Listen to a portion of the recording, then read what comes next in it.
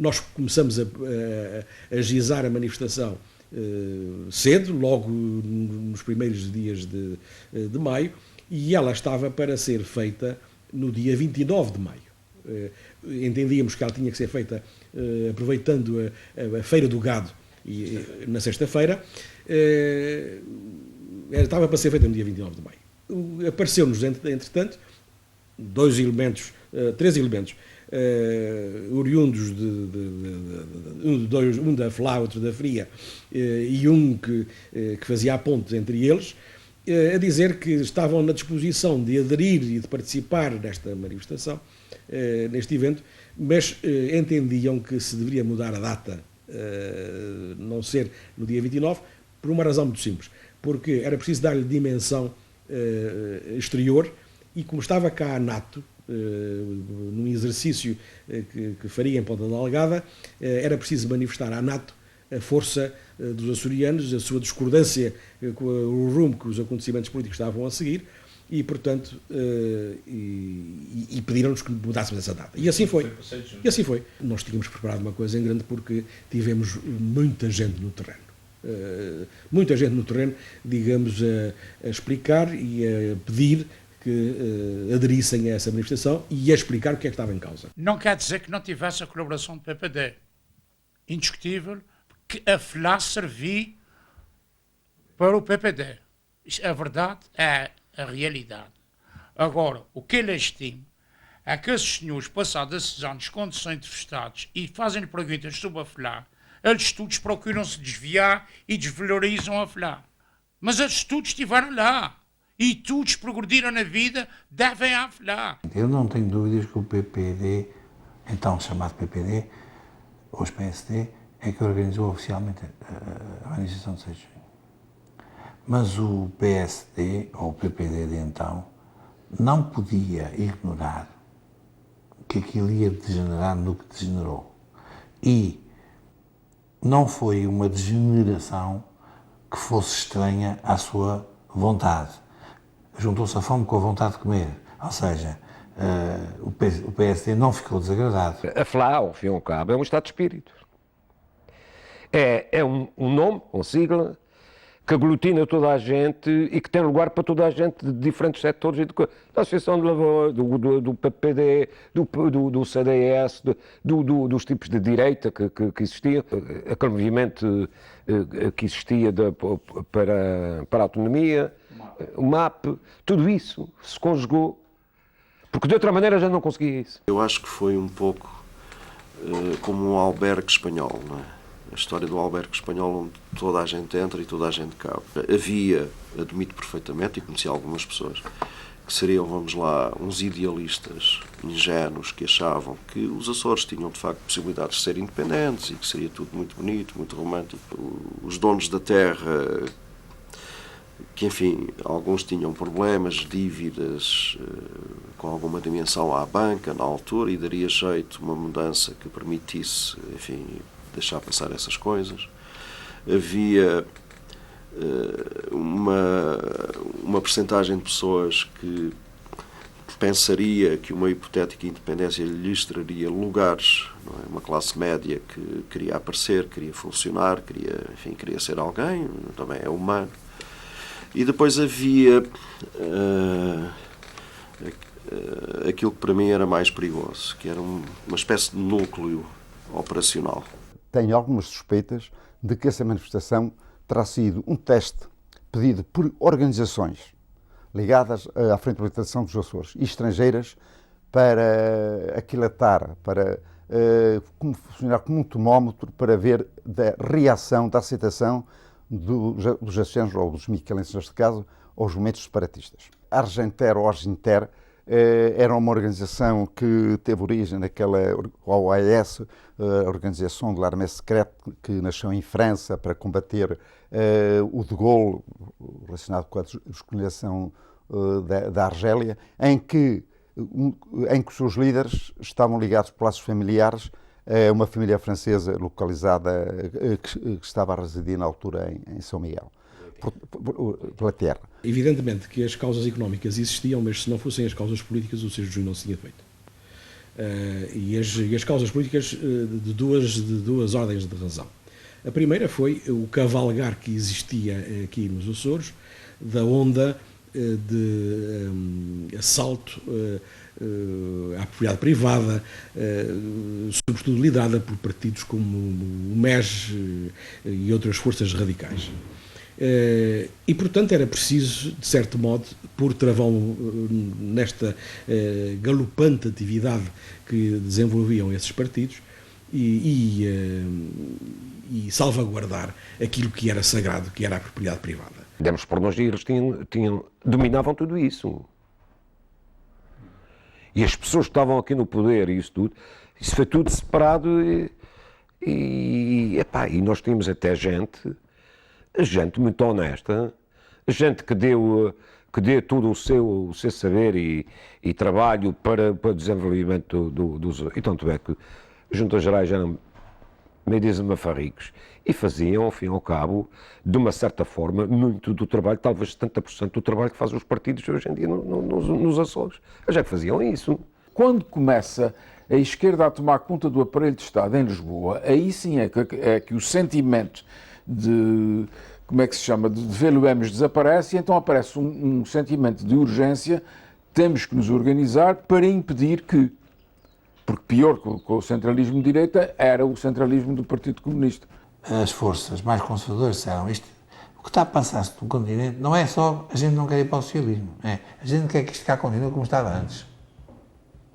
E esse era um objetivo claro, que não houvesse alterações, que felizmente acabaram por acontecer. E os Açores adquiriram o nível de vida que têm hoje, devem ao 25 de Abril. A força maior era a Associação de Lavoura. E depois, a influência de toda essa gente quando veio para a rua, de chamar outras pessoas que se vão juntando e que se juntam, até termos aquela massa de gente. Nunca pensámos na nossa vida ver uma massa de gente tão grande e tão compacta no conflito comum. A grandiosidade da manifestação surpreende. A manifestação, como se sabe, que começou em Santa Clara com algumas dezenas de pessoas e que se foram juntando, e quando chegou o governo civil eram milhares. As forças no poder nessa altura desacreditaram, ou pretenderam desacreditar e transformar num panfleto separatista que não era. Foi realmente um marco histórico, não só pela adesão das pessoas, como marcou o virar da política regional e a própria da política portuguesa em relação aos Açores. Todos os povos têm os seus mitos. Deixem-nos sustentar os nossos. Temos o mesmo direito que os outros. O 6 de junho é inultrapassável. Como é inultrapassável a FLA. Não para amanhã, não para hoje, não para daqui a 100 anos, não é isso que está em causa. O que está em causa é o espírito da FLA.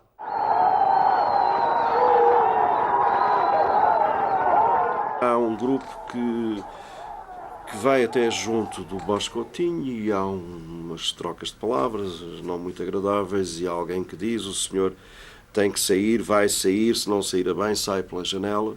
Governador, para a rua, essa casa não é tua! Governador, para a rua, essa casa não é tua! Os senhores da organização apresentam aquilo que era suposto serem as suas reivindicações, a lavoura para aqui, o preço do leite para acolá, as coisas assim, as coisas assadas, o senhor tem que se demitir, e os comunistas, e mais não sei quê, e a sua demissão.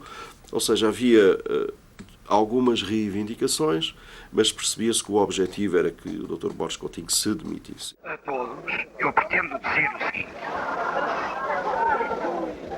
já acabei de pedir a minha demissão.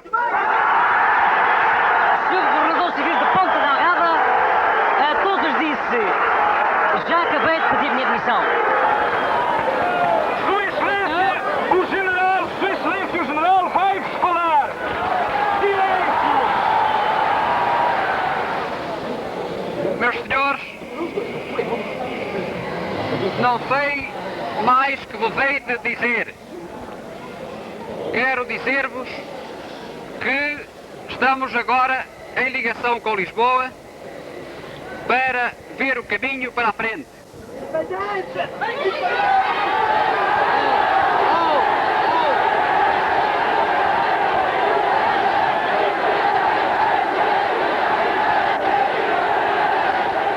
tenho que vos pedir calma no que estou a pedir.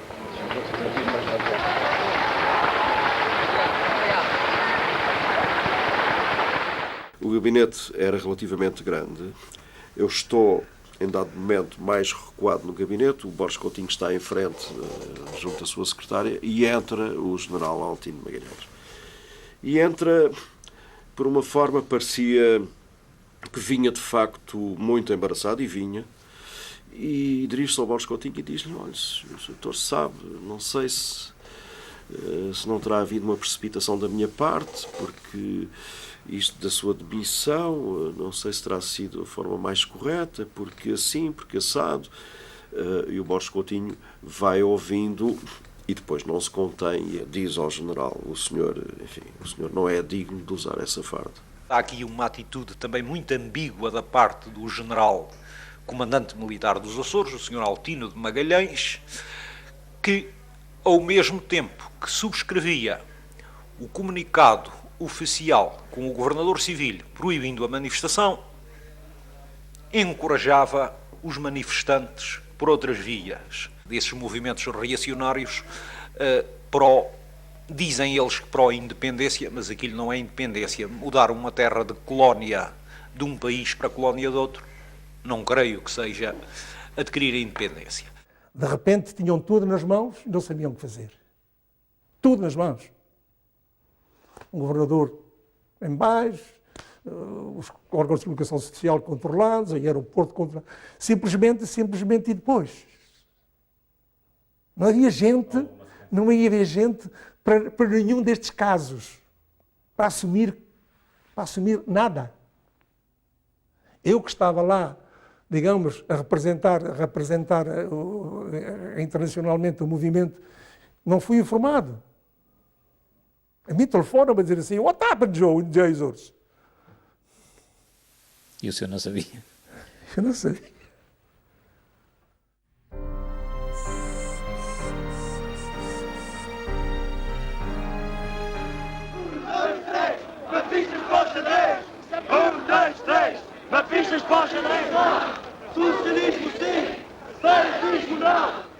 A gente propôs ao MDP, ao PCP, ao MES, São Miguel, uma reunião e acordámos em, digamos assim, encostar o Altino Pinto de Magalhães à parede. E nós dissemos: isto é inadmissível. Então, Portugal é ou não é? Os Açores fazem ou não fazem parte de Portugal? Então, andou-se aqui a gritar nas ruas Ponta Delgada a independência para os Açores, e as autoridades militares permitem isto.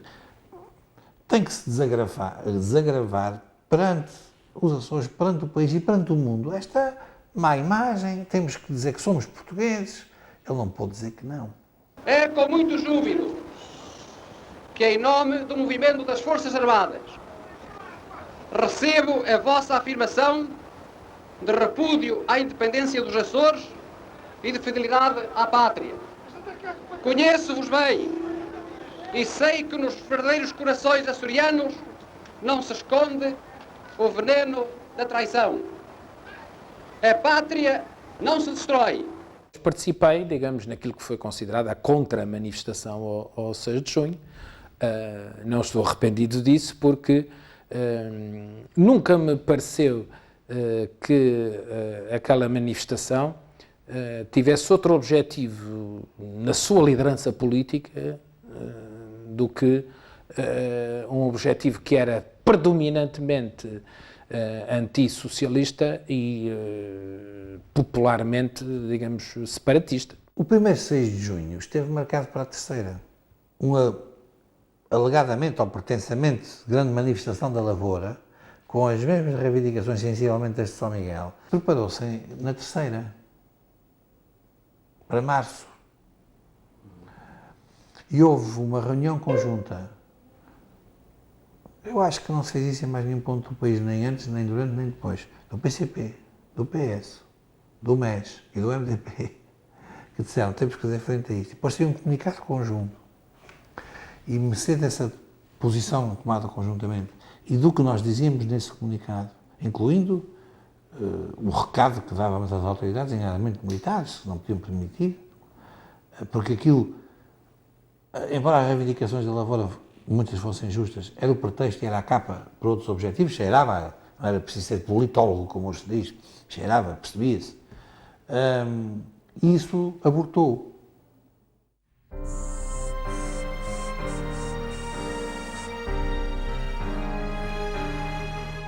Cerca das 2 da manhã apareceu aqui uma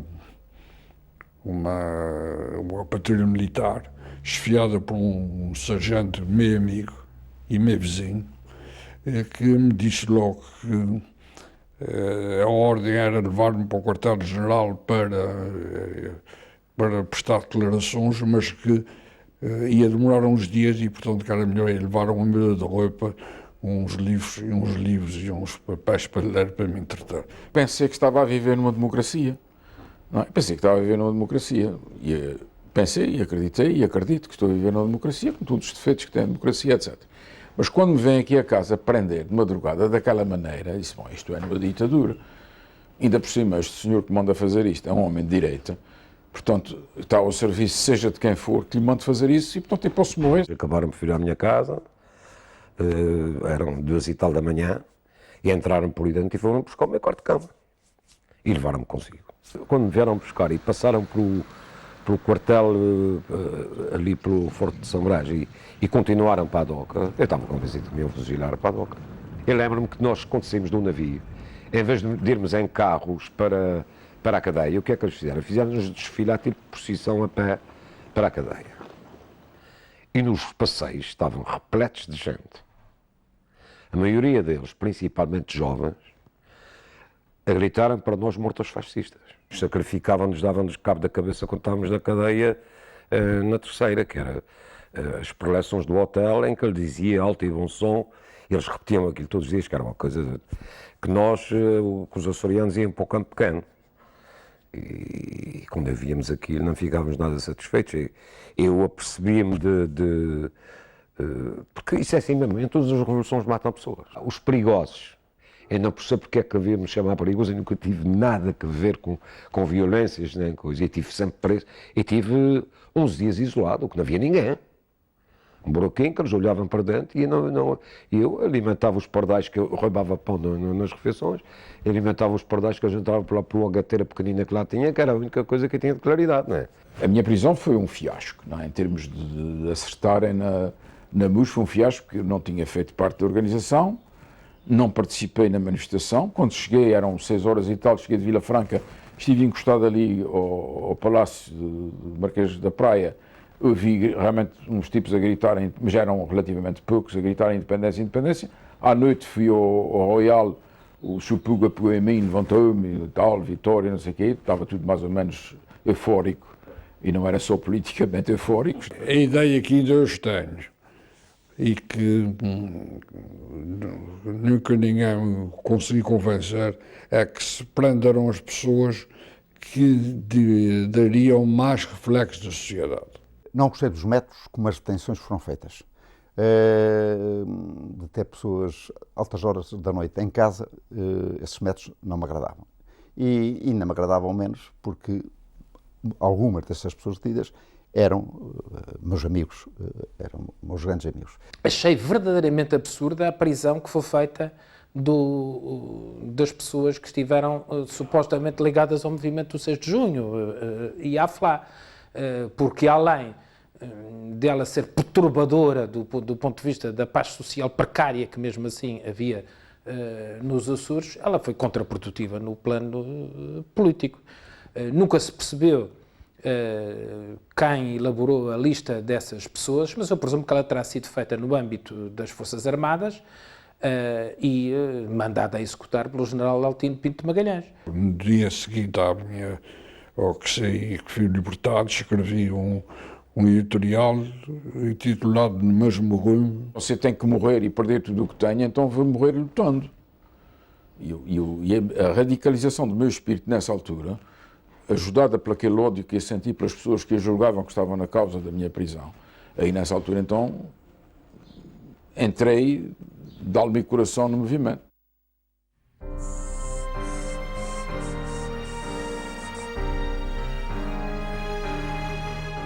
Gostava de saber, segundo o Partido Comunista Português, como é que se caracteriza a atuação dos grupos separatistas, tanto nos Açores como na Madeira? Portanto, a atuação dos grupos separatistas, tanto nos Açores como na Madeira, e sobretudo nos Açores, de um modo muito especial, porque aí a sua fase de atuação são já mais agudas e avançadas, revestiram, portanto, fases diferentes e seguiram mesmo um plano que hoje podemos dizer foi habilmente deslizado ao longo dos meses. Portanto, os movimentos separatistas começaram por se aproveitar demagogicamente da insatisfação natural existente em largas camadas da população, proveniente, portanto, do longo arrastar da resolução de problemas regionais. Já não me recordava absolutamente nada do que tinha dito, é evidente. Mesmo onde há grande despolitização, há sempre uma grande indignação das pessoas perante violências, os abusos, as prepotências cometidos pelos terroristas separatistas. Quando se falei de terrorismo naquela altura, tratava-se efetivamente de terrorismo. Eu lembro-me de os Land Rovers dos grandes proprietários, dos grandes lavradores, como se dizia e diz exatamente ainda hoje, em São Miguel, andarem cheios de gente, alguns com armas, a patrulhar as ruas, e se avistassem, não era um comunista, era alguém que fosse de esquerda, alguém que fosse sindicalista, alguém que não alinhasse pelo diapasão dominante, perseguiam-nos e espancavam-nos e maltratavam-nos fisicamente, era terrorismo de facto. Quando se conta a história dessa maneira, ou se escreve desse modo, pensa-se que se viveu aqui uma situação tipo Beirute, né, da guerra de armas aperradas, viaturas na rua a patrulhar. Essa situação nunca acontecia só quando havia incidentes dos assaltos à emissora, do ataque à sede do Partido Comunista, etc., em que se tentava repor um pouco da ordem, mas só nessas alturas. Era impossível governar São Miguel sem a FLA. A FLA dominava completamente a rua. Completamente. O Dr. Freitas do Moral, numa sessão do CDS no Coliseu, pediu e agradeceu o apoio que a FLA lhe deu para poder fazer um comício aqui em São Miguel, porque ele lá fora não conseguia fazer comícios. E aqui fez um comício, e nós é que o protegemos, nós é que o defendemos ali, e não houve rigorosamente nada contra ele na altura, nem contra ele, nem contra os outros, mas houve contra o Dr. Mário Soares. O Dr. Mário Soares, quando tentou fazer um comício no Coliseu, a FLA arrebentou-lhe não foi a FLA, há alguns membros da FLA. Foi um engenho bastante forte, tanto que aquela porta, a porta de entrada foi deslocada dos umbrais e partiram-se os vidros todos da frente da casa e ainda está lá a marca na entrada da bomba. Sofri 2 atentados em casa, um em casa e outro que também danificou a casa, mas no carro, e este foi o mais grave. E o Dr. Jean de Almeida, mais de uma vez, me telefonou a prevenir que eu tivesse cuidado, porque a FLA fazia, a FLA acontecia. Por várias razões, não digo tudo quanto quero, mas o Natalino nunca percebi porquê. Não percebi porquê. Considerei completamente não inteligente, não açoriana a bomba no Gustavo, mas os tais anticorpos. Mas Natalino? Porquê? Porquê? O que é que faltava ao Natalino para fazer ou dizer que não fosse agradável? Porquê? Isto já se pode dizer, eles estão aí vivos e são... É porque a determinada altura o Dr. Mota Amaral também resolveu ter um ramo da FLA. O Dr. Barbente às vezes fala de coisas que não sabe. E, portanto, e essa é uma delas. Não foi nada disso. E, portanto, um dia há de se falar sobre esta matéria. Há um facto que marcou muito esses primeiros tempos da FLA. E qual era esse facto? Acreditou-se tanto na independência, sem estrutura, que se acreditava que isto era uma espécie de milagre de sucessão de Cristo. E havia muita pressa em alguns grupos em liderar o movimento.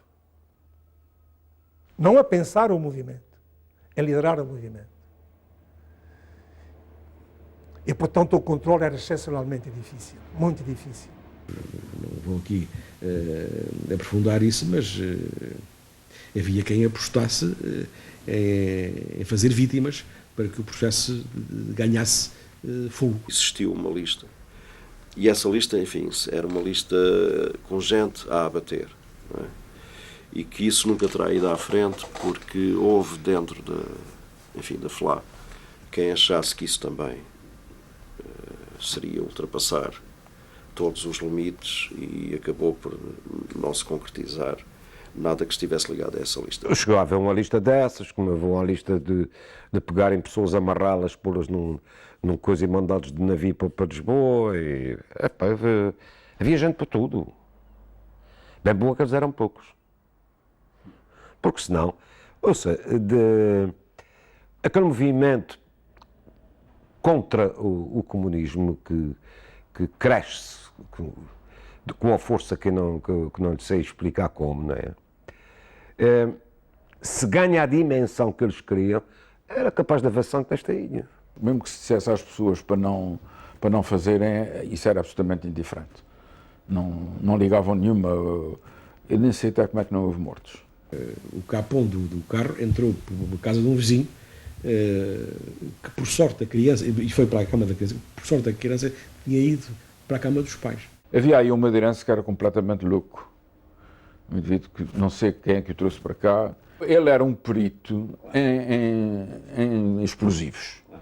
Ele dinamitou as bandeiras, ele dinamitou o cofre da Junta Autónoma, que explodiu quando o inspetor abriu a porta. E depois queimaram a casa do meu colega Francisco Betancourt nas Furnas, também uma vendetta privada que não teve absolutamente nada a ver com política. Quando regressei vi o carro ainda fumegava, era um carro grande e com todas as marcas do incêndio, não é?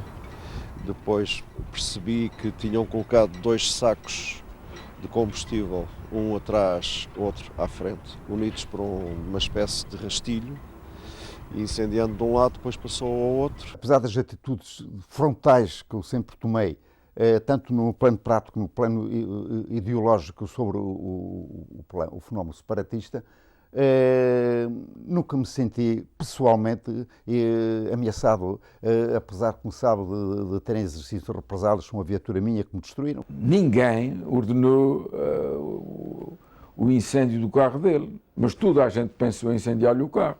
E há muita iniciativa que não tem estrutura absolutamente nenhuma e que avança convencidos que estão a fazer bem ou convencidos que estão a fazer mal. Aquilo que são erupções vulcânicas. E eu tive pessoalmente de afirmar várias vezes, eu não sou polícia de nenhum independentista. A polícia resolveu espancar indivíduos da FLA e 15 ou 20 minutos depois rebentou uma granada nas residências dos polícias ali em São Joaquim, que podia ter morto alguém, porque viviam ali senhoras e crianças naquelas casas.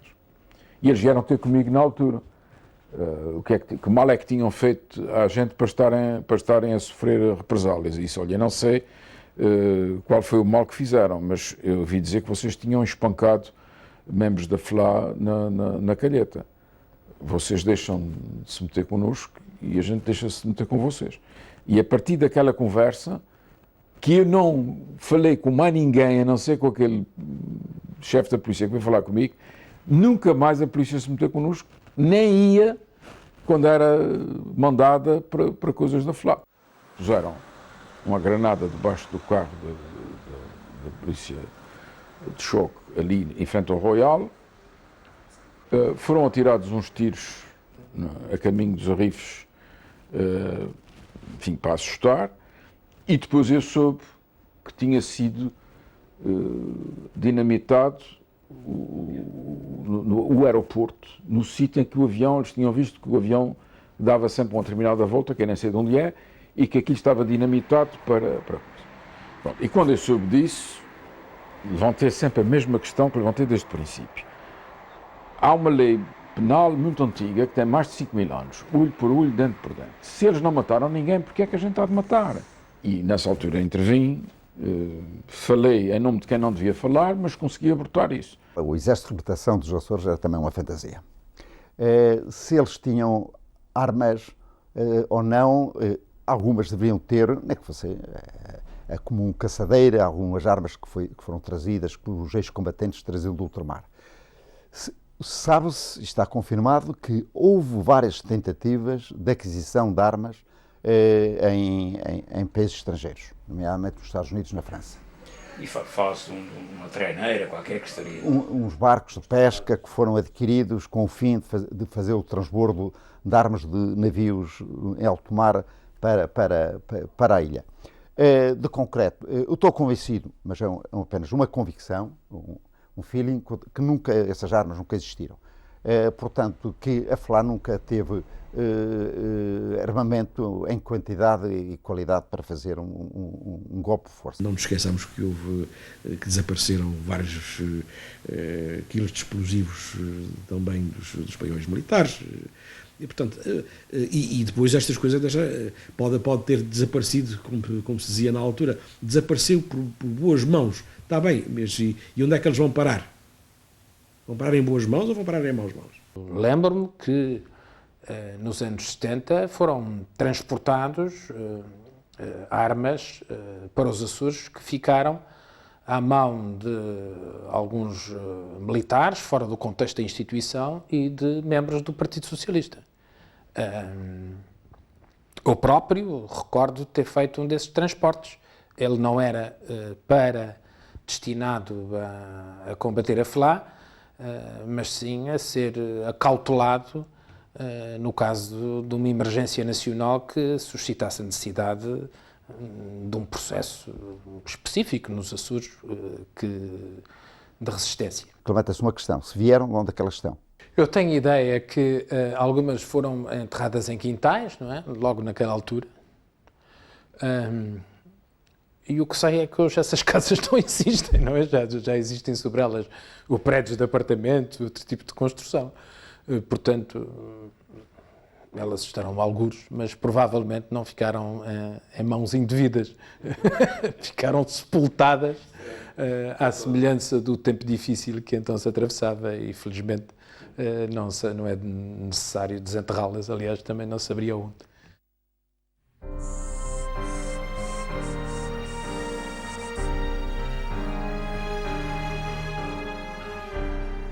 Tentaram impedir que nós morrêssemos dentro do centro de trabalho. E esse perigo existia. Não me lembro do nome do alferes, que subiu por uma escada mais giros até lá acima e que disse que a gente tinha que sair, não me lembro. Foi um homem sério e firme que disse: a vossa integridade física depende de mim, eu não posso deixar que os senhores morram, tenho que vir, quer queiram, quer não queiram. Eu disse ao alferes em questão: só sai daqui se o senhor assinar uma declaração a reconhecer que a gente sai por ordem recebida de uma autoridade militar, que respeitamos, mas sem prejuízo de ficar consignado nesse documento que isso significa a violação da legalidade democrática e a legalização do PCP. Eu assino tudo o que o senhor quiser, disse o alferes. Eu ainda estive com aquilo tudo cheio de fumo, ainda estive a escrever à máquina o documento e ele assinou. Eu não me recordo de todos os camaradas que estiveram nesse dia, nessa tarde e na parte da noite no centro da Ponta Delgada, seriam cerca de 2 dezenas, mas foram de uma grande coragem. Porque nós, sabendo o que se ia passar, telefonámos, chamámos os camaradas para virem defender no centro e eles vieram. E sabiam ao que se sujeitavam. E não só ao que se sujeitavam, ao que aconteceu efetivamente, porque, de facto, houve perigo de vida, porque tínhamos posto mobília para eles não poderem subir, e quando eles perceberam que não podiam subir, deitaram fogo a abaixo. Nós cobrimos a retirada de bastantes camaradas pelas traseiras. Eu tinha ido buscar, na véspera, uma escada de corda daquela que a Marinha usa, a uma fragata que estava aportada no ponto de Ponta Delgada, fragata cujos fuzileiros desembarcaram e quiseram vir em nosso socorro e foram sustidos na doca de Ponta Delgada por forças do quartel-general de Ponta Delgada que nos deixaram perseguir, que eles iam em nosso socorro. Talvez tenha sido melhor, apesar de tudo. Podia degenerar em coisas mais graves. Na verdade, nós sabíamos que íamos ser assaltados. Não apenas na véspera tinha ocorrido o assalto ao centro de trabalho e o incêndio do centro de trabalho de Angra do Heroísmo. Essas coisas não são isoladas, fazem parte do movimento geral, mas, por outro lado, tínhamos sido avisados. Mas, se não tivéssemos sido avisados, havia um facto que era de interpretação inequívoca. Nós assistimos, ao princípio da tarde ou na manhã, já não me recordo, do dia em que o PCP foi assaltado, cercado e assaltado, a sede na Rua da Misericórdia, assistimos a uma coisa que não tinha dois significados, era único, só tinha um. Estava no primeiro andar do nosso prédio a esvaziar o seu escritório. Ou seja, a retirar as mobílias, a retirar os processos, a retirar os papéis. Quando os militares nos retiraram pelas escadas, mas retiraram-nos debaixo de uma chuva de pedras, e os próprios militares foram agredidos. Mas aquilo em que nós fomos transportados foi um unimog. É evidente que éramos um alvo fácil. A minha atual mulher apanhou uma pedrada e eu próprio ainda tenho aqui uma cicatriz que ela me esteve, que ela era enfermeira, esteve a tratar-me lá na enfermaria porque levaram-nos para um quartel que há em Ponta Delgada, foi nos Arrifes, e pernoitamos aí.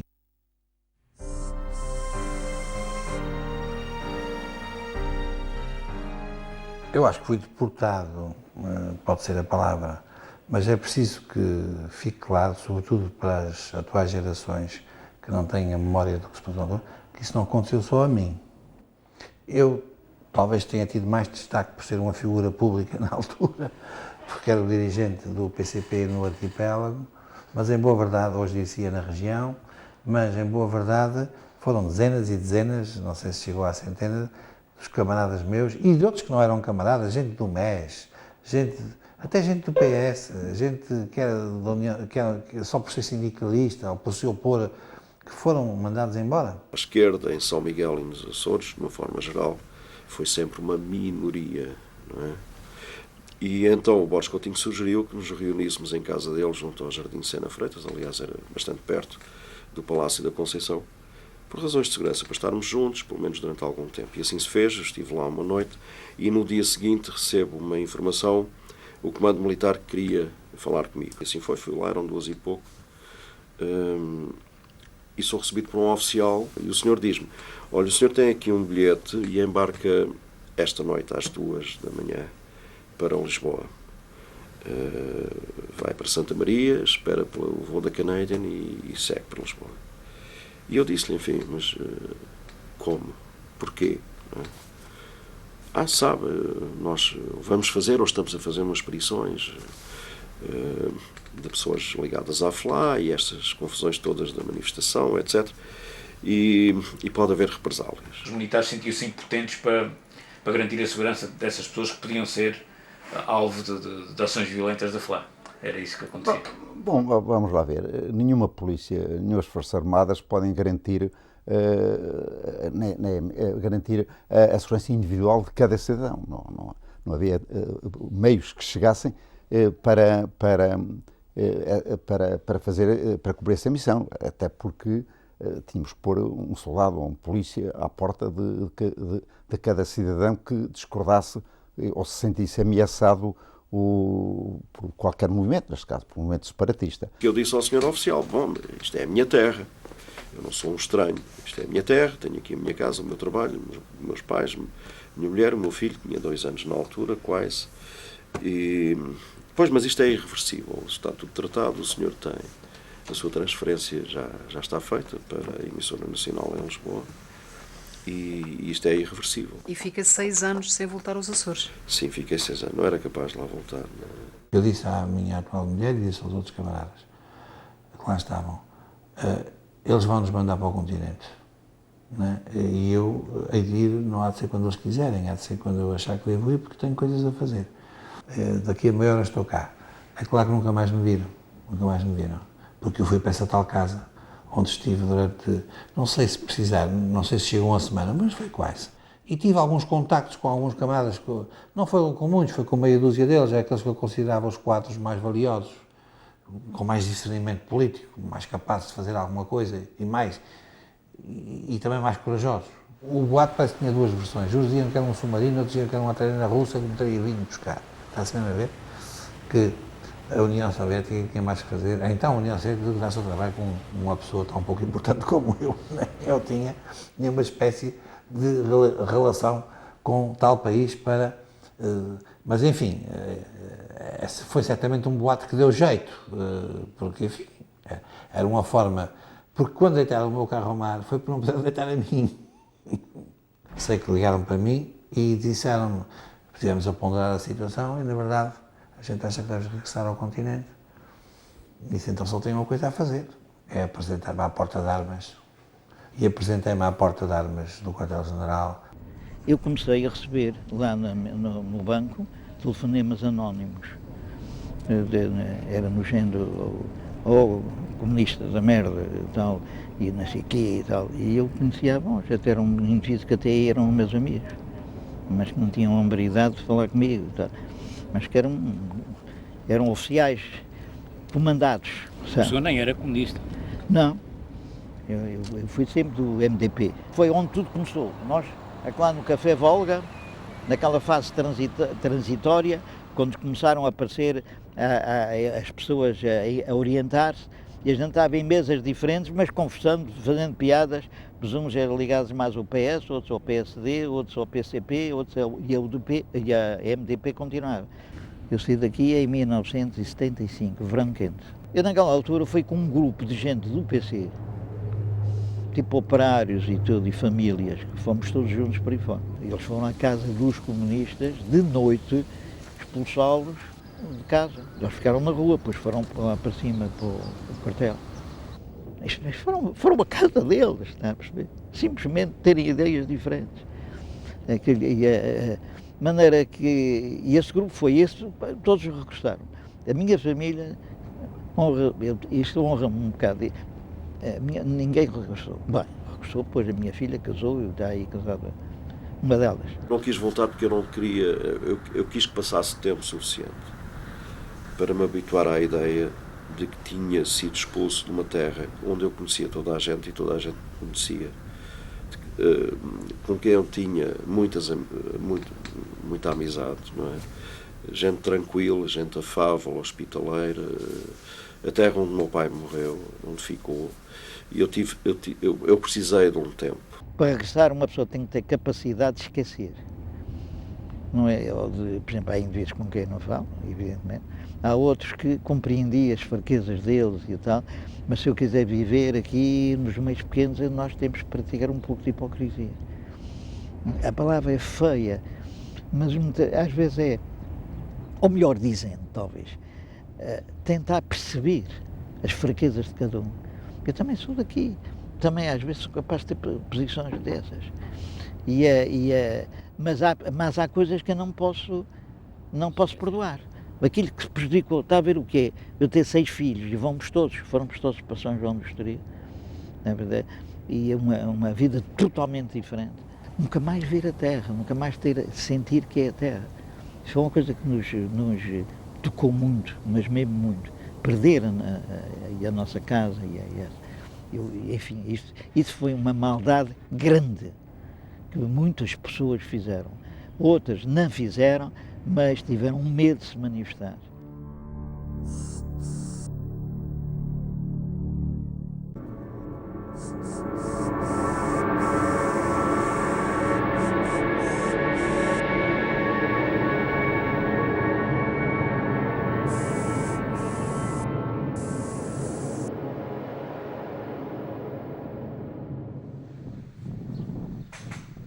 Saí dos Açores, eu tinha 13 anos. Regresso com 39. Comecei imediatamente a trabalhar no meu estilo e participo na organização do primeiro movimento verdadeiramente independentista, que foi a FRIA, a Frente Revolucionária para a Independência dos Açores. Eu sou um dos fundadores da FRIA nessa altura. Verifiquei que havia, vamos lá, um grupo mais elitista nos Açores, que sonhava autonomias independentes. A organização era minha. Na primeira invasão ao mapa, por coincidência estou no campo de São Francisco e quando havia a defenestração de tudo quanto era mapa, estou à procura de uma ficha para assinar pelo mapa e a dizer contem comigo, porque eu sou açoriano. Nunca mais parei. E depois sou escolhido pelos 3 grupos, FRIA, MIA e MAPA, para ir internacionalizar o movimento. Fico residência em Fall River, mas Washington, depois começa a bater sem qualquer impedimento, a fazer comícios políticos, a dar entrevistas, a ir aos jornais, a toda a parte, quer dizer, e fizemos uma autêntica dinamização de um movimento. E passado algum tempo, por exigência inclusivamente dos contatos internacionais, é pedido que ao movimento, a mim é exigido, e eu peço que precisamos de credenciais. Porque falar de independência, mas quem é que o é, quem é que o representa? E é nessa altura que se dá a célebre reunião de Londres em abril de 75, onde vão representantes de todas as ilhas e inclusivamente da comunidade açoriana imigrante, e que se reúnem lá para fazer uma decisão. O que é que vamos fazer?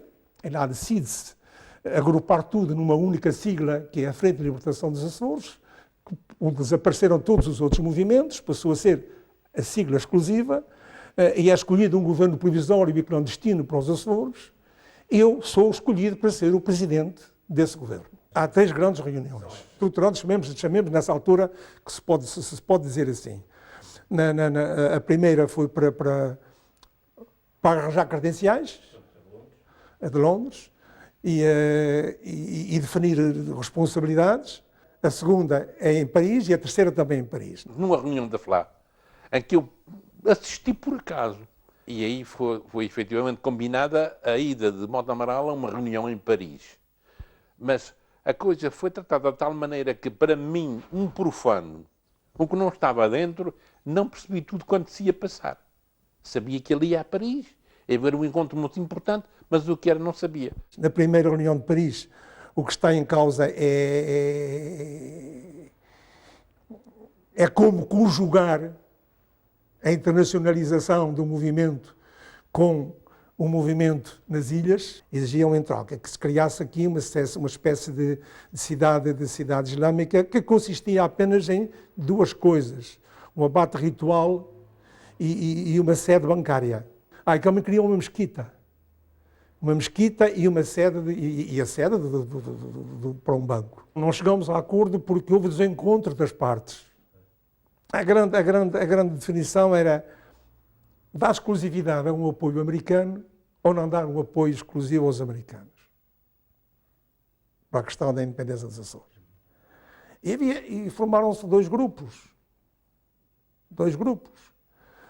Uns favoráveis, muito favoráveis a tudo quanto fosse a América, e outros muito favoráveis às facilidades que apresentava o apoio do Banco Islâmico Internacional. Havia reuniões em Londres, em Paris, havia em Espanha, nas Canárias, havia gente por todo lado.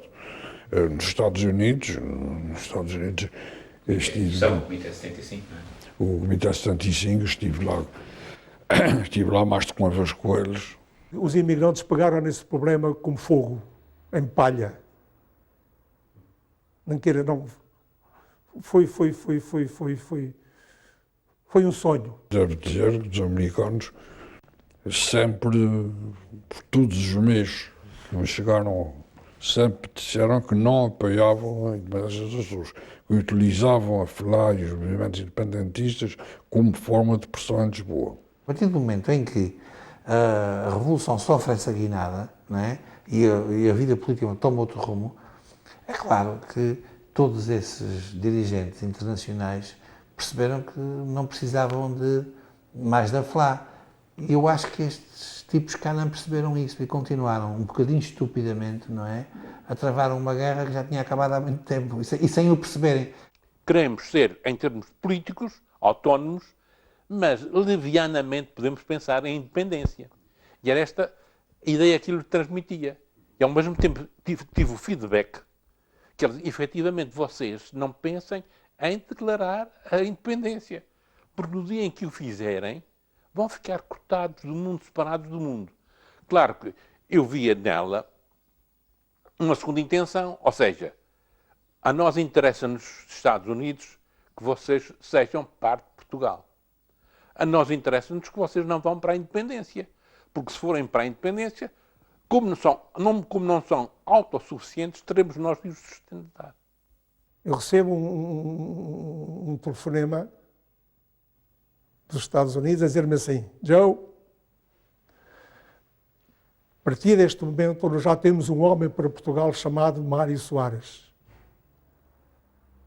A partir deste momento, hands off. O apoio exato era ao Dr. Mário Soares. E, portanto, nem independência dos Açores, nem coisa nenhuma. E eu até disse, mas o Dr. Mário Soares vem do Partido Comunista, vocês sabem o que é que estão fazendo.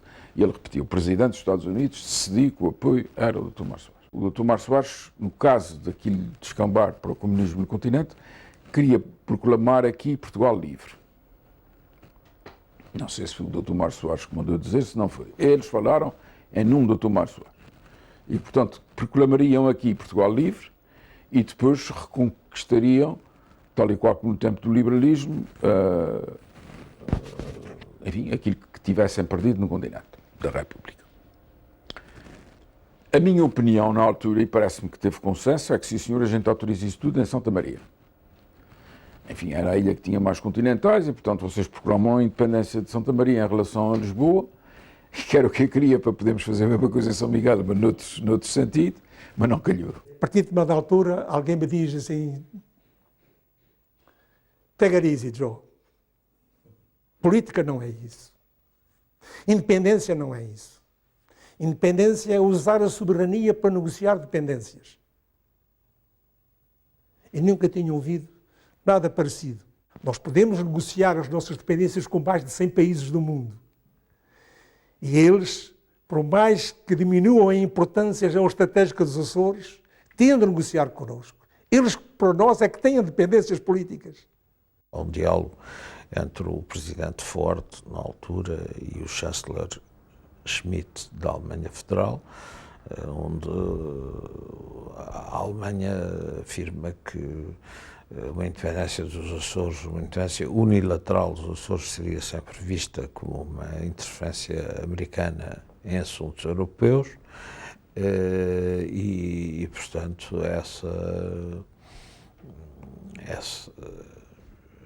essa noção de que havia uma relação, havia uma internacionalização do problema dos Açores era muito clara. Eu não estou em condições ainda neste momento de dizer tudo, como deve calcular.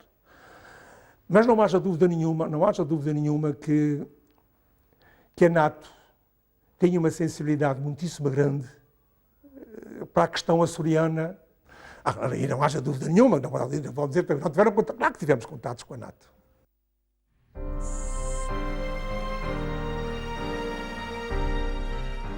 A FLA e esse movimento independentista nasceu fundamentalmente em São Miguel. E uma das coisas que nós fizemos foi, através de grandes autonomistas e depois independentistas, foi criar esse espírito também nas outras ilhas.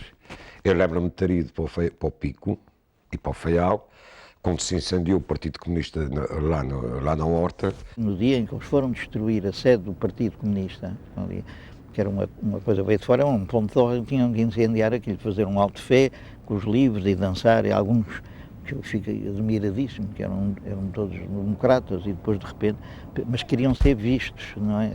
Tomar aquelas posições, uns com medo de perder os lugares. A FLA tinha muita presença aqui em São Miguel e também na Terceira, de alguma forma. Nas ilhas pequenas, não. O modo de ver o futuro dos Açores e a política que mais conviria aos Açores era profundamente diferente do Corvo até Santa Maria. Eu estou convencido que a Terceira, como nunca embarcou naquilo que são as iniciativas de São Miguel, ali também não embarcou muito nisso. Quem é que era da FLA? Para já nos Açores da FLA eram só micaelenses. E nós dos Açores, desde sempre, mas principalmente agora, nos últimos tempos, temos muitas razões de suspeita em relação àquilo que nos vem do Oriente. Bastava isso. Serem senhores de São Miguel para a gente dizer, bem, não queremos nada com esses senhores. A FLA estava bem entroncada em várias ilhas. Fala-se que a Terceira, é mentira, a Terceira tinha imensa gente e muito mais radicais que os micalenses. O próprio Faial, o Pico, então, era uma coisa que a gente tinha que os amarrar, porque já havia armas e já havia tudo, podia haver. A gente sabe que isto estava um bocado inquinado, até a polícia, havia um comandante da polícia, não é? Que através dos seus agentes, alguns deles, distribuíam propaganda da FLA. Curiosamente, eram tudo indivíduos ligados a São Miguel. É verdade! A polícia da FLA! A polícia da FLA! É vergonha!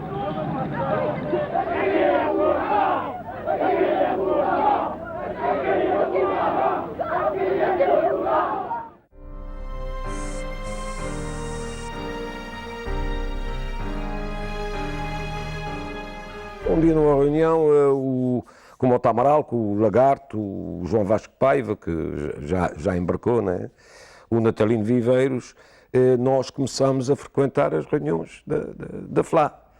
Mas a FLA tinha várias reuniões, uns, com outros. Eu fiz pontos porque, entre as várias fações que existiam e em termos políticos, porque a FLA era uma amálgama de gente que pensava, que discutia e portanto, era muito difícil consensualizar-se, seja o que fosse, porque não havia uma estrutura organizada. Uns defendiam a independência face eventualmente ao comunismo. Outros entendiam que a independência deveria ser para manter o status quo, e outros defendiam a independência porque achavam que os Açores tinham sido tratados como colónias, quer os Açores, quer a Madeira, e portanto teriam tanto direito à independência como teve Cabo Verde ou como teve São Tomé ou Timor mais tarde. Não é? Porquê o movimento estudantil independentista? Porque no liceu era importante a imagem que eles davam, e essa imagem era uma boa imagem, não era a imagem de violência, não era que era fazer crescer o movimento dentro dessa gente que estava a aprender e que estava a crescer no liceu, para que se criasse uma ideia forte, isso tudo, do movimento independentista dos Açores. Éramos homens muito diferentes dos atuais, derivado da nossa educação e a princípios que a sociedade açoriana tinha. Hoje a sociedade açoriana deixou-se colonizar, a palavra é essa certa, colonizar por princípios que não são os dele. Acho que o PPD, em determinada altura, teve uma influência neste movimento, veio a esbater-se essa influência à medida que a autonomia se foi afirmando e à medida que, digamos, o autogoverno depois tomou corpo, e é evidente que a nossa aposta era uma aposta, a aposta originária era a aposta da autonomia política e administrativa dos Açores, sem qualquer condicionante. Era a chamada autonomia progressiva, que havia de ir ao limite que fosse aceito pelo povo açoriano. Eu fui independentista, mas fui sempre do PSD, que era a minha cor política. Sempre fui da FLA, nunca encobri, nunca me resisti a partido nenhum. Portanto, estou absolutamente à vontade, não alterei nada. Não ganhei nada com essa autonomia. Ganhar para o aspecto pessoal, não ganhei nada. Este movimento foi muito mais para além da FLA. Ou seja, foi um movimento que se criou dos açorianos, propriamente dito. E quem viveu isso nessa altura sabe perfeitamente que isso era assim. E englobava socialistas, englobava sociais-democratas, englobava uma franja substancial da população açoriana.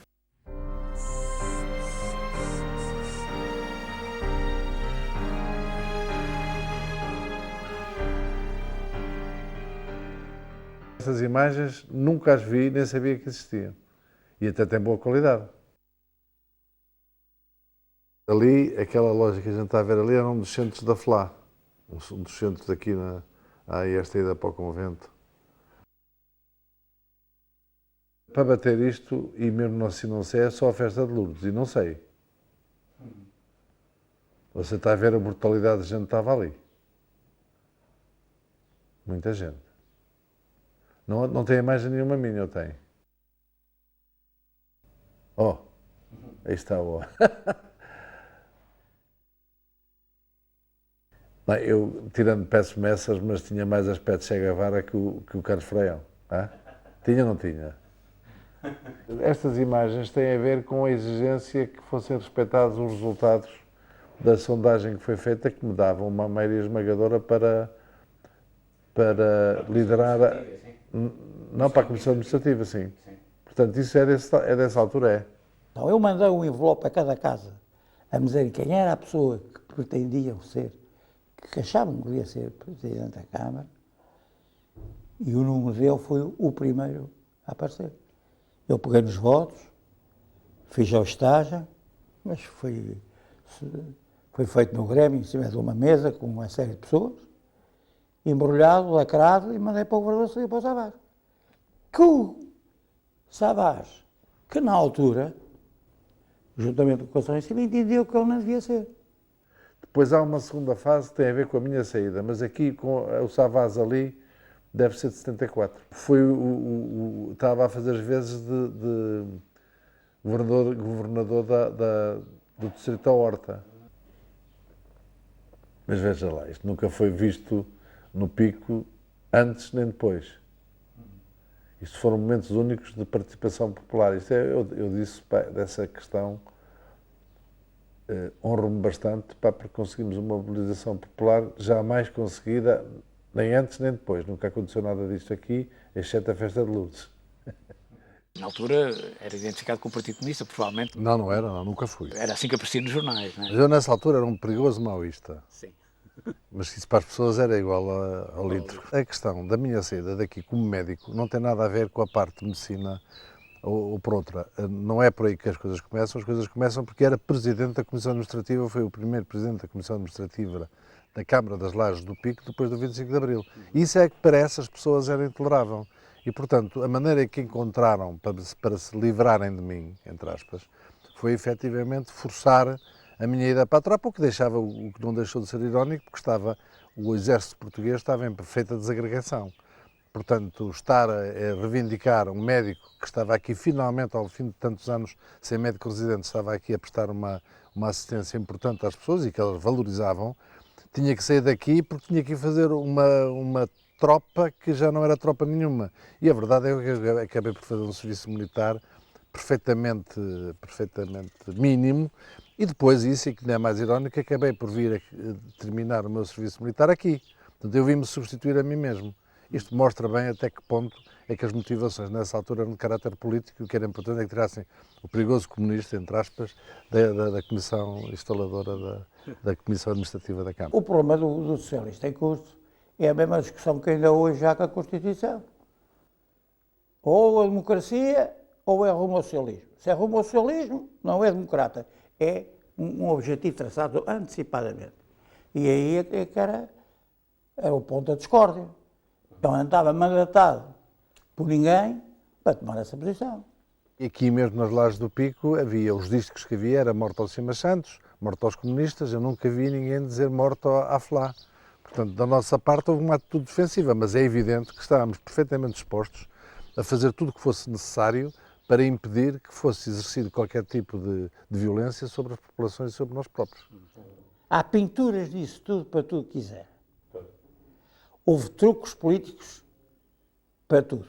Apareceu escrito nesses muros, morte ao Simas Santos, e eu ponho a mão no lume, que isso foi feito pelos próprios amigos dele para criar-lhe a opinião pública, uma vez que tínhamos estado aqui sem médico uma quantidade de anos, porem a moer e sempre referenciando 3, 4 indivíduos que eram o lugar.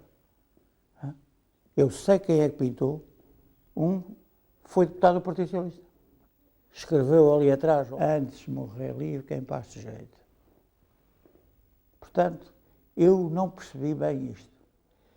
Mas também sei que o nome da FLA e a FLA foi utilizada para muita coisa. O PPD, na altura, aproveitou-se dessa circunstância e desse medo ao comunismo, que era um medo perfeitamente infundado, porque na altura as pessoas não tinham nenhuma experiência negativa, só sabiam aquilo que lhe diziam, nem sequer havia televisão aqui. Portanto, a ideia que as pessoas tinham dessas coisas era perfeitamente manipulada e era rudimentar. Eu acho que ele que se quis impor e chegou a dizer que o Altino Magalhães teria feito, ou estava feito com esta situação. E aí o Altino Magalhães, sem ninguém daqui, isto é, pelo menos é que eu conheço, tem intervido, pela rádio anunciou que todo o cidadão que estava recrutado tinha que ir para a tropa.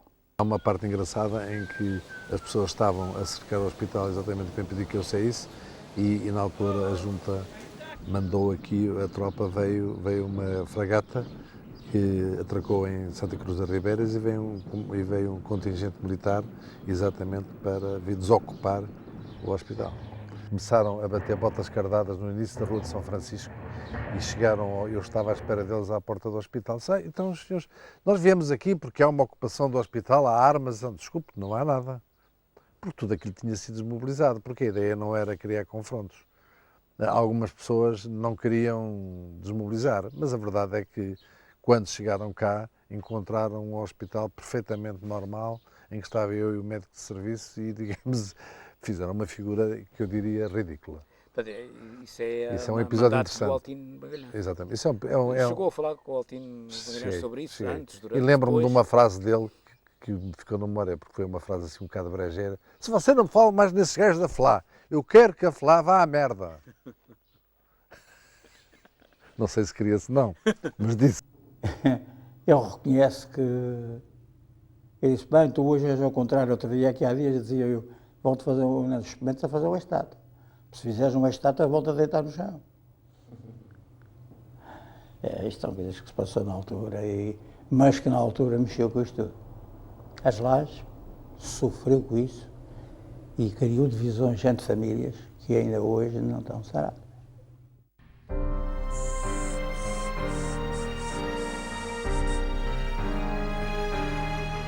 O Gaddafi, a páginas tantas, começou a dizer que a Madeira era África, que não tinha nada a ver com Portugal, nem coisa, e houve, sei que houve, e não sei se chegou aí algum madeirense para lá, houve convite para pessoas poderem ir treinar guerrilha para a Líbia. A Líbia sempre tentou contatos connosco, sempre, sempre.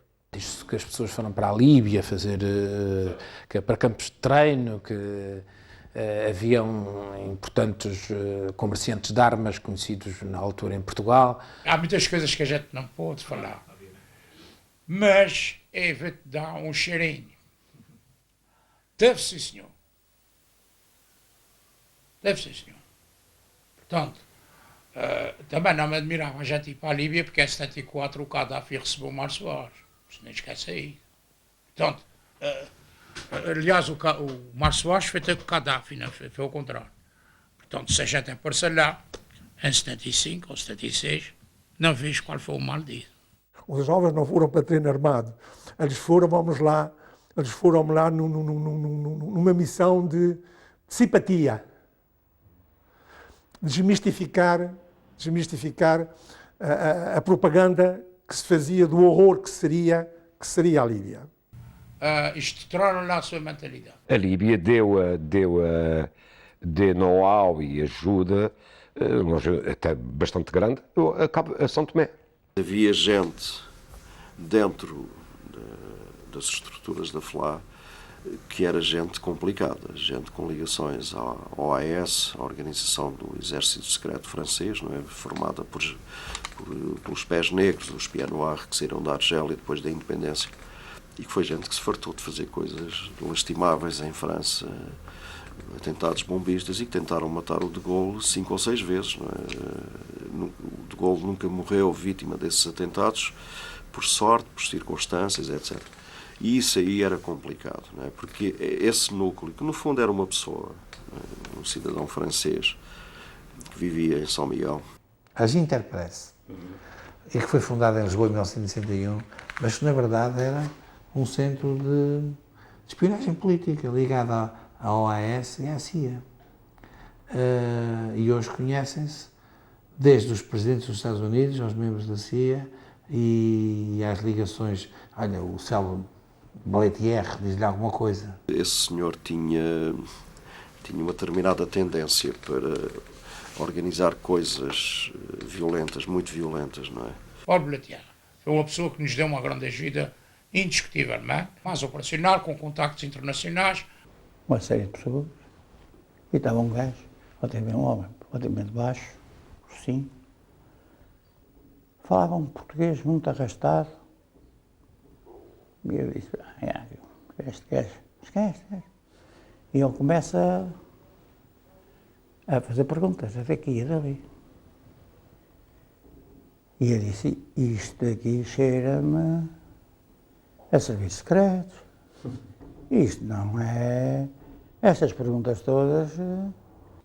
Vim saber que era depois o Paul Letier, que era francês, que devia trabalhar para os serviços e que morava na Bretanha uma porrada de anos. Depois vimos coisa aqui também dos franceses, tipos da legião estrangeira, que queriam vir para aqui tirar partidos, iam dominar isso de outra forma economicamente e davam cabo de nós, não é? Como houve também uma série de gente, que isso depois era uma zona de apetência para os abutres meterem aqui a pata. E depois havia um outro grupo ligado aí, mais complicado, ligado àqueles que eram os geralmente contratados para fazer as independências daquela zona do Magreb, e aí as coisas eram mais, para nós, mais perigosas, exatamente, ligações perigosas. A gente sabe que o grande negócio é o armamento do mundo inteiro, portanto, não há ingenuidade. Claro que aqui nós nos Açores não temos necessidade disso, nós somos contra isso. Se a gente quisesse ter a independência dos Açores derramando sangue, já tínhamos em 1976 ou 80, aliás. Mas nós não aceitamos isso.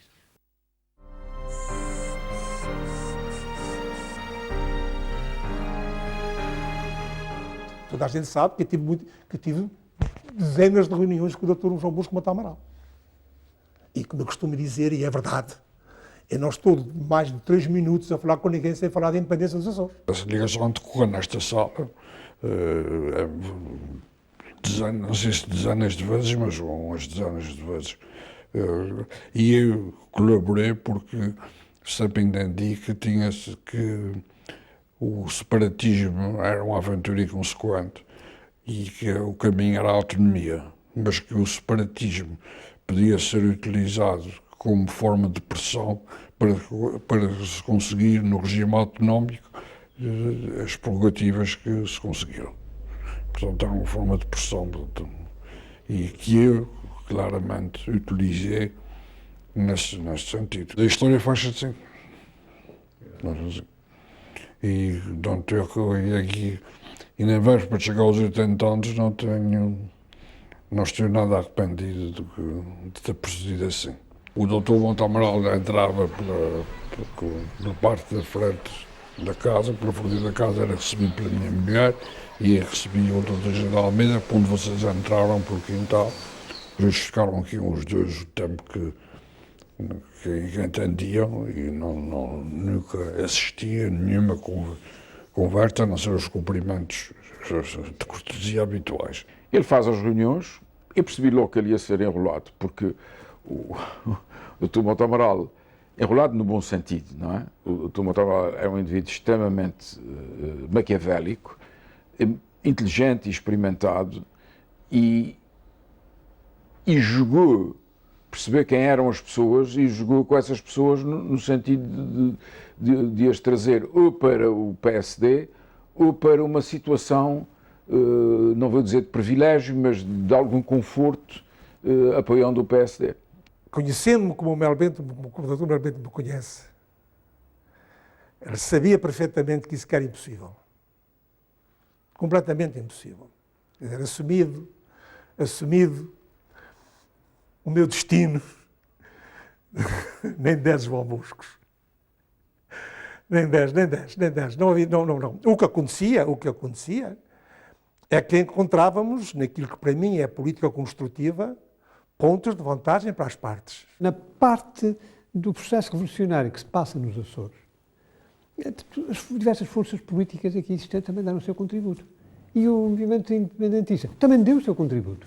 Porque, atenção, na fase de indefinição sobre o futuro de Portugal, muita gente nos Açores surgiu o pensamento, e porque não seguimos o caminho que teve Cabo Verde, São Tomé e Príncipe.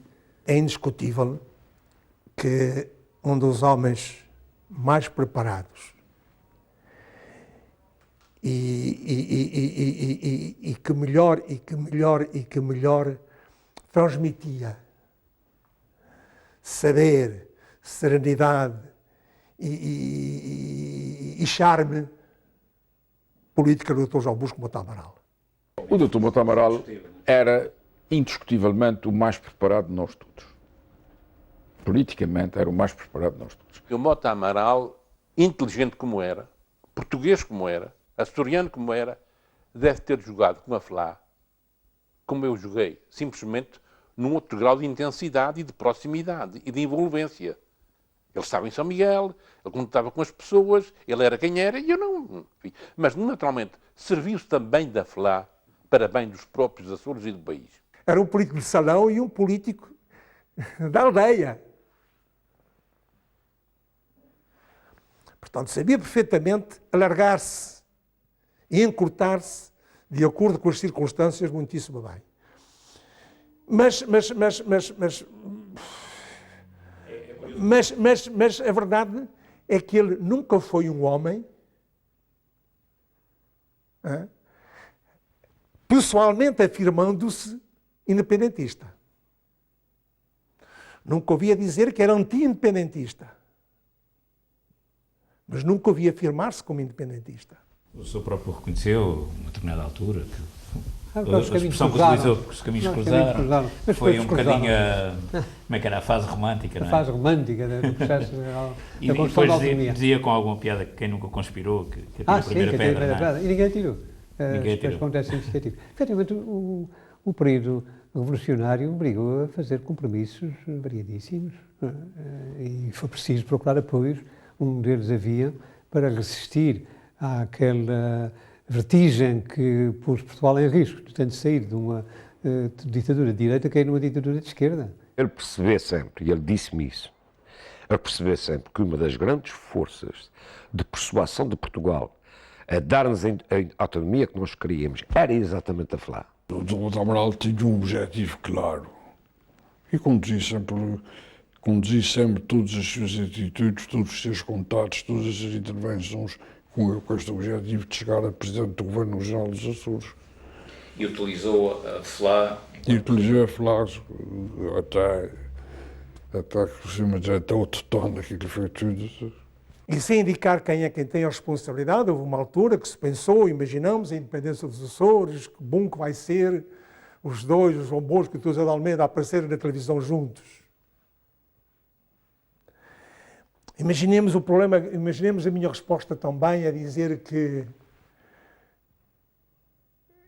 era preciso que se percebesse bem que a independência dos Açores não era obrigatoriamente social-democrata. As posições que eram oficiais, digamos assim, dentro do partido, é de que era o nosso comprometimento com a autonomia política e administrativa de forma progressiva. Não é?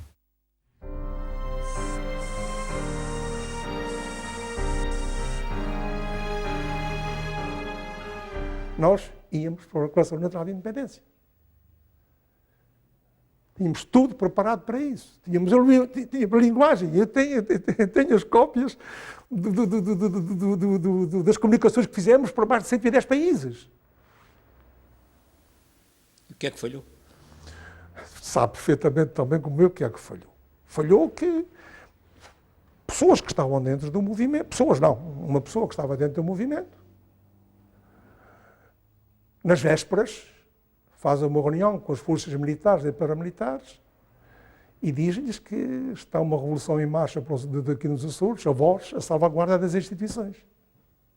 E muitas das pessoas que estavam nessa reunião eram gente do movimento. Nessa altura procuraram-me para esse efeito.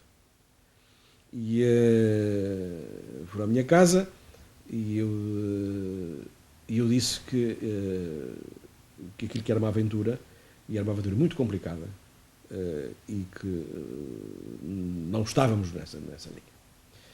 E nós estávamos nessa linha porque sabíamos os riscos que corríamos. E é óbvio que se o foco estava centrado em São Miguel, é evidente que o governo não podia ficar refém deste foco e foi para a terceira com uma agenda que tinha estabelecida para uma data diferente, mas antecipou-a e foi para a terceira. Portanto, mas também nós não fizemos mais do que isso e a razão estava do nosso lado, porque afinal não se concretizou nada, porque não havia condições para concretizar, seja o que fosse. Portanto, acho que foi, digamos, sonhar alto, julgar que aquilo que se poderia concretizar da forma que estava imaginada em 1978. Não souberam atuar. O tal comportamento, o não conhecimento da pessoa, é uma política sem conhecimento, sem psicologia, sem estudos sociológicos e sem atuação psicológica. Portanto, ela falhou. Estava destinada a falhar, como está destinada a falhar qualquer iniciativa em sentido de independência dos Açores. A gente tinha tudo. A gente tinha tudo. Só nos faltava um acordo. Foi esse acordo que não se deu. Tínhamos tudo.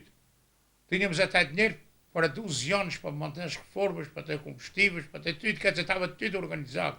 Tínhamos um plano económico para os Açores, que se o governo regional tem pegado nele, esses Açores não estavam nas circunstâncias que está. Nós não estávamos preparados para a independência na altura, minimamente, porque, primeiro, não havia união entre as ilhas. Era muito difícil que a elite intelectual de Cerense aderisse à ideia da independência e sem a terceira não há independência dos Açores. Não vale a pena, é uma fantasia pensar-se que se pode fazer a independência dos Açores sem a ilha terceira.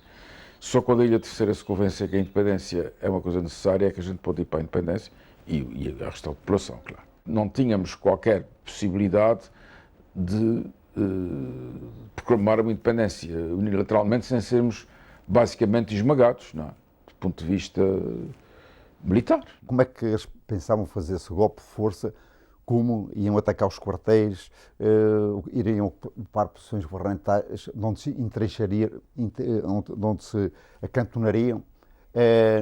Não tenho informações precisas.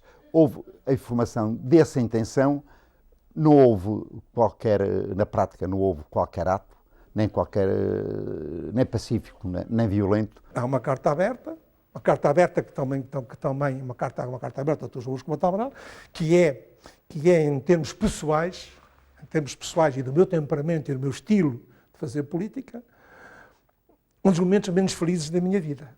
Não pela carta em si, mas porque eu não penso assim. Mas foi uma carta votada.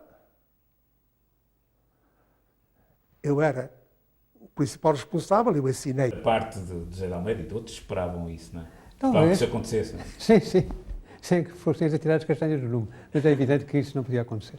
E não correspondia de forma alguma, estabilizada a situação em Portugal, às aspirações da população. As autoridades constitucionais da região tinham um mandato democrático, que não podia ignorar. E foi dentro desse mandato democrático que se atua sempre. Aos olhos de alguns, o senhor vai continuar sempre o principal responsável por não se ter concretizado esse sonho da independência, não é? Vão culpá-lo sempre assim, talvez, o senhor falhou na altura e não concretizou. Talvez, mas lida bem com isso, não é? Perfeitamente com isso. Repara, eu observei atentamente ao longo desses anos o que aconteceu com outras partes do mundo, com características parecidas com as nossas, que na altura optaram pela independência. E até às vezes com a intervenção de forças que alguns queriam ter trazido também para aqui.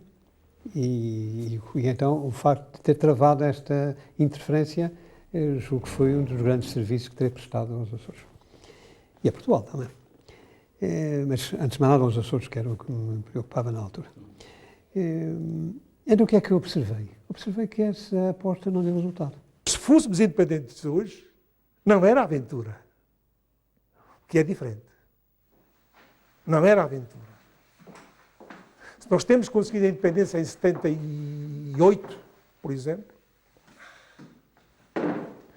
Nem queira saber a diferença. E estou convencido que vai acontecer mesmo. Não é obrigatoriamente ser amanhã. Nem nós vamos nisso. Se Portugal fosse amigo, tudo era mais fácil. E ganhávamos os dois.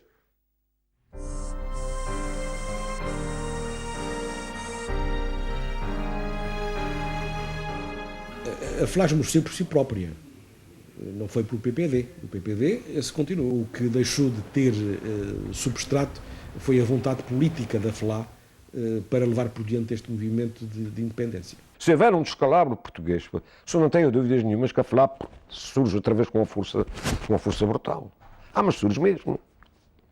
E agora pergunto-me, quem é que organiza a FLA? Não faço a mínima ideia. O Dr. José de Almeida é o nosso líder. E pronto, falamos imensas vezes, durante o mês, imensas vezes, em tudo os Açores, na sua política, qual é a estrutura política que os Açores.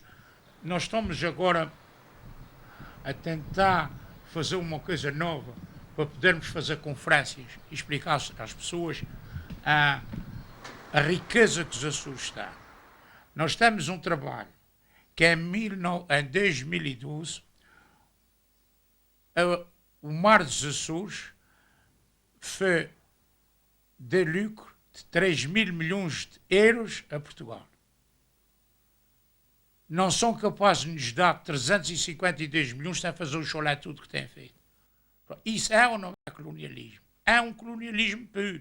Não tenham dúvidas nenhumas até a hora da morte. E só ficarei satisfeito quando os Açores forem independentes, mesmo quem esteja no outro lado. Aí espera assistir para ver. Os independentistas de agora herdam das gerações anteriores a história, os sonhos, os desencontros e a obrigação daquilo que temos de fazer com essa herança. Acarinhamos o nosso passado para melhor fundamentar, afirmar que estas ilhas são nossas, de mais ninguém, e que acima dos Açores, para os Açores, só Deus.